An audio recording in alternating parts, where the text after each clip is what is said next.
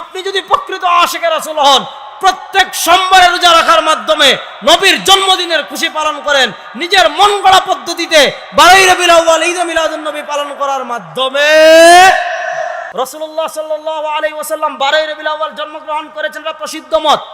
কিন্তু অনেক ইমামগণ, ফয়জুল কাদিরের ভিতর মুনাবি, উনি বলেছেন 12 তারিখেরটা হলো আশহার প্রসিদ্ধ, কিন্তু আসাহ বিশুদ্ধ হলো আল্লাহ নবী সাল্লাল্লাহু আলাইহি ওয়াসাল্লাম জন্মগ্রহণ করেছেন 8 রবিউল আউয়াল। আপনি যতই রবিউল আউয়ালের কথা বলেন, 8 রবিউল আউয়ালের কথা বলেন, 12 রবিউল আউয়ালের কথা বলেন, 2 রবিউল আউয়ালের কথা বলেন, 10 রবিউল আউয়ালের কথা বলেন, রাসূলুল্লাহ সাল্লাল্লাহু আলাইহি ওয়াসাল্লাম রবিউল আউয়াল মাসে জন্মগ্রহণ করেছেন। কিন্তু আল্লাহর নবী রবিউল আউয়ালে কখনো কোনো ধরনের ঈদ পালন করেন? আর আসতে বলেন, আল্লাহর নবী 12 রবিউল আউয়াল কখনো কোনো ঈদ পালন করেন? এবার কথা হলো, আল্লাহর নবীর জন্মের কারণে তো আমরা খুশি, আল্লাহর নবীর জন্মের কারণে আমরা 12 রবিউল আউয়াল ঈদ বানাতে পারি কি পারি না?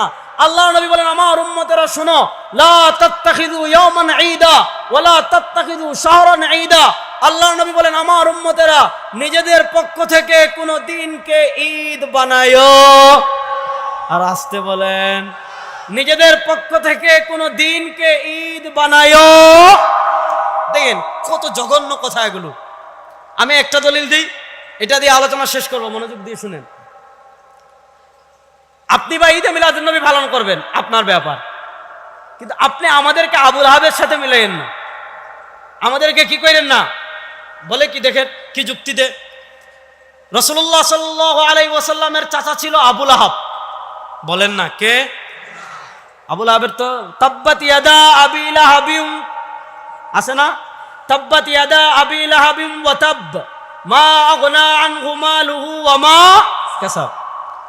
আবুল আহাব এর এক দাসী ছিলেন হযরতে সুয়াইবা রাদিয়াল্লাহু তাআলা আনহা। হযরত উরওয়া রাহিমাহুল্লাহর থেকে তালিক সূত্রে ইমাম বুখারীতে আনছেন, একটু মনোযোগ দিয়ে শুনেন। রাসূলুল্লাহ সাল্লাল্লাহু আলাইহি ওয়াসাল্লামের পিতা আমরা জানি তার জন্মের আগে ইন্তেকাল করেছেন। রাসূলুল্লাহ সাল্লাল্লাহু আলাইহি ওয়াসাল্লাম যখন জন্মগ্রহণ করেছেন, রাসূলুল্লাহ সাল্লাল্লাহু আলাইহি ওয়াসাল্লামের লালন পালন প্রথম দুগ্ধমার ভিতরে একজন ছিলেন সুয়াইবা, যিনি আবুল আহাবের দাসী ছিলেন। তো আবুল আহাবের কাছে সুয়াইবা গিয়ে সংবাদ দিয়েছে যে তোমার ভাই আব্দুল্লাহর একটা ছেলে হয়েছে। তো আবুল আহাব তখন খুশি হয়ে সুয়াইবাকে কি করেছে, আজাদ করে দিয়েছে। তো আবুল আহাব ইন্তেকালের পর তার পরিবারের কিছু সংখ্যক মানুষ, পরিবারের একজন সদস্য রাফি শাররি হিবা, তাকে দেখলো জাহান্নামে আবুল আহাবকে প্রচন্ড আযাব দেওয়া হচ্ছে, জাহান্নামে আবুল আহাবকে প্রচন্ড শাস্তি দেওয়া হচ্ছে। জিজ্ঞাসা করলো আবুল আহাব, আল্লাহ তোমার সাথে কি আচরণ করেছেন?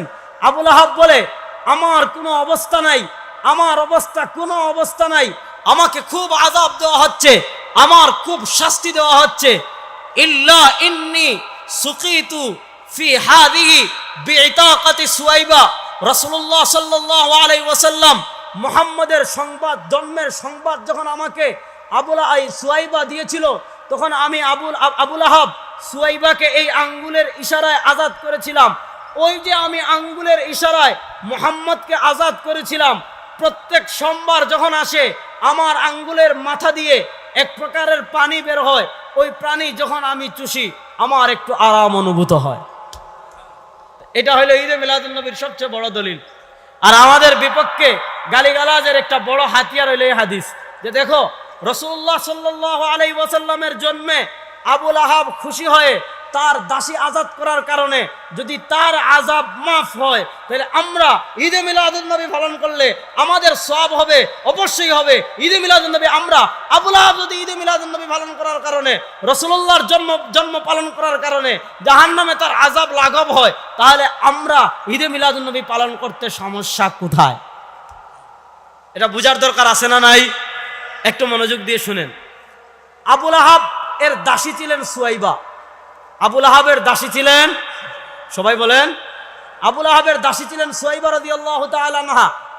সুয়াইবা রাদিয়াল্লাহু তাআলা আনহাকে আবুল আহাব কখন আজাদ করেছেন, এটা মতানৈক্যপূর্ণ বিষয়। মুহাদ্দিসগণের মত হলো রাসূলুল্লাহ সাল্লাল্লাহু আলাইহি ওয়াসাল্লামের জন্মের খবর পেয়ে আজাদ করেছেন, কিন্তু ইতিহাসবিদদের মত হলো আল্লাহ নবী সাল্লাল্লাহু আলাইহি ওয়াসাল্লাম এর জন্মের খবর শুনে সুয়াইবাকে আজাদ করেননি, বরং সুয়াইবাকে আজাদ করেছেন বাদামা হাজারান নবী সাল্লাল্লাহু আলাইহি ওয়াসাল্লাম ইলাল মদিনা, আল্লাহ নবী সাল্লাল্লাহু আলাইহি ওয়াসাল্লাম মদিনায় হিজরত করার পর। কয়টা রেফারেন্স দেই, মনোযোগ দিয়ে শুনেন। ইমাম ইবনে সাদ রাহিমাহুল্লাহ তাবকাতুল কুবরা এনেছেন, ইমাম ইবনে আব্দুল বার মালিক রাহিমাহুল্লাহ ইস্তিআব এনেছেন, ইমাম ইবনুল জাওজি রাহিমাহুল্লাহ বলেছেন যে সুয়াইবা কানাত তাকরিমুহা রাসূলুল্লাহ ইসলাম ওয়া খাদিজা, সুয়াইবাকে আল্লাহর নবী এবং খাদিজা রাদিয়াল্লাহু তাআলা আনহা মহব্বত করতেন, সম্মান করতেন। ওয়ালাম্মা হাজারান নবী সাল্লাল্লাহু আলাইহি ওয়াসাল্লাম ইলাল মদিনা, রাসূলুল্লাহ সাল্লাল্লাহু আলাইহি ওয়াসাল্লাম যখন মদিনায় হিজরত করেছেন, মদিনায় হিজরত করার পর আল্লাহর নবী সাল্লাল্লাহু আলাইহি ওয়াসাল্লাম মদিনায় হিজরত করার পর আবু লাহাব তাকে আজাদ করেছিলেন। তো মত হলো দুইটা। একমত অনুযায়ী আবু লাহাব সুয়াইবাকে আজাদ করেছিলেন। মুহাদ্দিসিনে কেরামের কিছু মুহাদ্দিসিনের মত অনুযায়ী রাসূলুল্লাহ সাল্লাল্লাহু আলাইহি ওয়াসাল্লামের জন্মের কথা শুনে, আবার কিছু কিছু মুহাদ্দিসদের মতে জন্মের কথা শুনে আজাদ করেননি, বরং রাসূলুল্লাহ সাল্লাল্লাহু আলাইহি ওয়াসাল্লাম মদিনায় হিজরত করার পর আজাদ করেছেন। পরের বিষয় আসেন যে আসলে আমরা ধরে নিলাম যে রাসূলুল্লাহ সাল্লাল্লাহু আলাইহি ওয়াসাল্লামের জন্মের কথা শুনে আবু লাহাব সুয়াইবাকে আজাদ করেছিলেন। এটা করার কারণে আসলেই কি আবু লাহাবের কবরে তার আযাব বা জাহান্নামের আযাব তার লাঘব হচ্ছে কি না? হাফেজ ইবনে হাজার আসকালানী রাহিমাহুল্লাহ ফাতহুল বারীতে আলোচনা করেছেন এবং বলেছেন আল্লাহ রাব্বুল আলামিন পবিত্র কোরআনে সুস্পষ্টভাবে বলে দিয়েছেন, কাফেররা যদি কোনো নেক কাজ করে ফাজআলনাহু হাবাআম মানসুরা, কাফেররা পৃথিবীতে যত ভালো কাজ করুক না কেন পরকালে এটার কোনো বিনিময় পাবে। আর আসতে বলেন, কাফেররা যত ভালো কাজ করুক না কেন এই ভালো কাজের বিনিময়ে পরকালে কোনো কিছু পাবে। এই জোরে বলেন, কোনো কিছু পাবে। এটা বলেছেন আল্লাহ। যেহেতু উরওয়া রাহিমাহুল্লাহর হাদিসটি এক নম্বর মুরসাল ইবনে হাজার আসকালানী ফাতহুল বারীতে বলেছেন এক নম্বরে মুরসাল। দুই নম্বর এটা হলো কোরআনের সহিহ কোরআনের আয়াতের বিপরীত। তিন নম্বর হলো এটা একজন কাফের স্বপ্ন দেখেছে।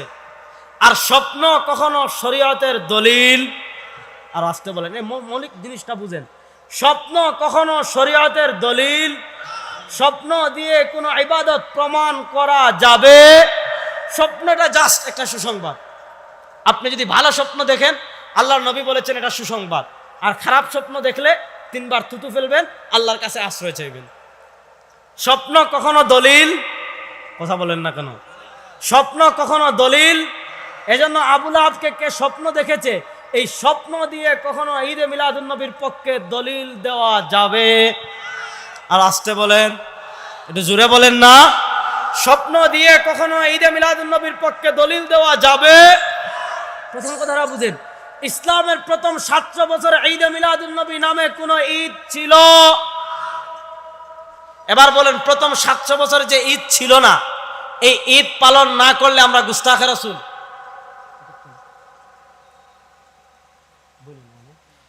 এই ঈদ পালন না করলে কি আমরা গুস্তাখে রাসূল? এই ঈদ পালন না করলে কি আমরা রাসূলের দুশমন? এই ঈদ পালন না করলে কি আমার অন্তরে রাসূলের মহব্বত নাই?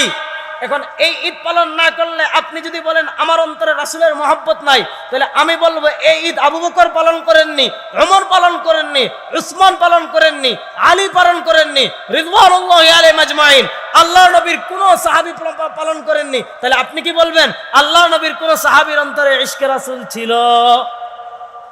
লা হাওলা ওয়ালা কুওয়াতা ইল্লা। এবার বলেন, আমাদের অন্তরে রাসূলুল্লাহর মহব্বত আছে না নাই? আর আসতে বলেন, আমরা রাসূলুল্লাহ সাল্লাল্লাহু আলাইহি ওয়াসাল্লামকে ভালোবাসি কি বাসি না? আমরা রাসূলুল্লাহ সাল্লাল্লাহু আলাইহি ওয়াসাল্লামের জন্মের কারণে, পৃথিবীতে আসার কারণে আমরা খুশি না বেজার? এই যে কথা বলে না যে রাসূলুল্লাহ ইসলাম পৃথিবীতে আগমনের কারণে, ইসলাম পাওয়ার কারণে, জান্নাতের সন্ধান পাওয়ার কারণে, কোরআন পাওয়ার কারণে, হাদিস পাওয়ার কারণে আমরা খুশি না বেজার? এবার এই খুশি আমরা প্রকাশ করতে চাই কি চাই না? ইখতিলাফটা লেগে গেছে প্রকাশ ভঙ্গি নিয়ে। আমরা বলি ওইভাবে প্রকাশ করব যেভাবে করেছেন নবী, আমরা বলি ওইভাবে প্রকাশ করব যেভাবে করেছেন নবীর সাহাবী। নবী এবং নবীর সাহাবায়ে কেরাম কিভাবে প্রকাশ করেছেন? সোমবারে রোজা রাখার মাধ্যমে।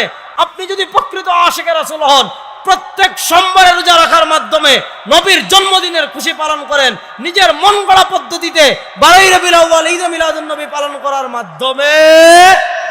এখন তো মাশাআল্লাহ জশ্নে জুলুসে ঈদ মিলাদুন নবী বিশাল বড় গাড়ি, এটাকে ফুল দিয়ে তারপরে হইল নানা আলোকসজ্জা দিয়ে সাজাবে, আর তাদের পীর সাহেবকে এত মালা পরাবে যে, আর এটা পীর কোথায়, মানুষের মালা মানে এত বেশি গলায় হাতে শরীরে, মানে এত বেশি মালা দে যে পীর সাহেবকে খুঁজে পাওয়া যায়, ঠিক না?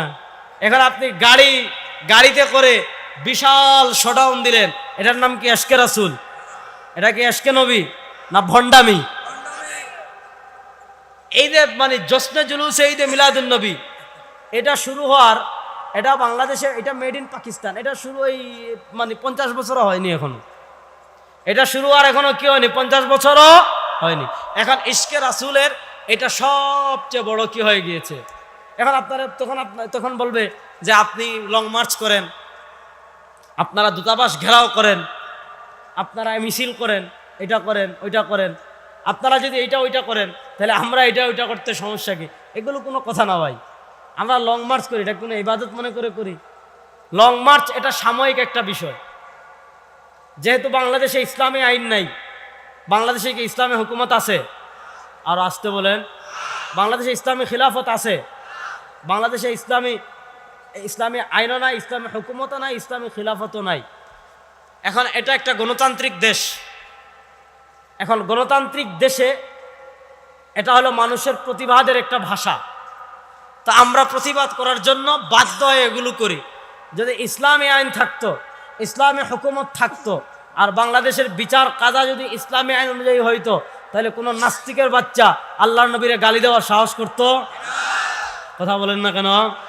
যদি বাংলাদেশে খিলাফা থাকতো, ইমারত থাকতো, তাহলে কোনো নাস্তিক আল্লাহর নবীরে গালি দেওয়ার সাহস করতো?